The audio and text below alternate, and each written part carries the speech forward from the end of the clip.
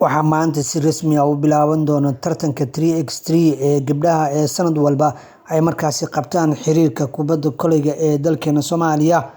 Waxaa markaasi la soo saaray qaabka ay markaa kooxaha u ciyaari doonaan iyo sida ay markaasi iskugu dhici doonaan tartanka kubadda kolayga 3x3 ee gabdhaha sanadkan, waxaana ka qayb galaya ilaa iyo dhowr kooxood ay markaasi ka mid tahay kooxda Horseed, Hagen, Elman, Somali Fruit iyo weliba waxaa markaasi ciyaari doona Somali Women Sports oo ay markaasi tartankan ka qayb gali doonaan.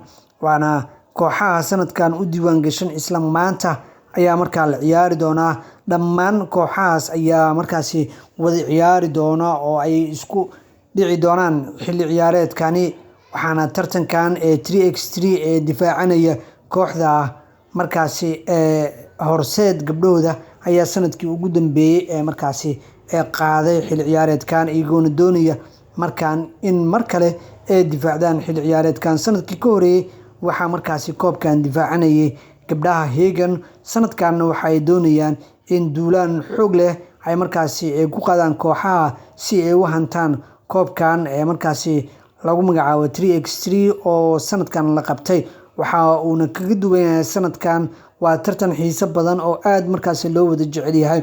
Kooxaha ayaana xifaaltan adag markaasi ku gala xilli ciyaareedkan, iyagoona markaa sameeyay fursado waaweyn oo koox walba ay isku soo diyaarisay.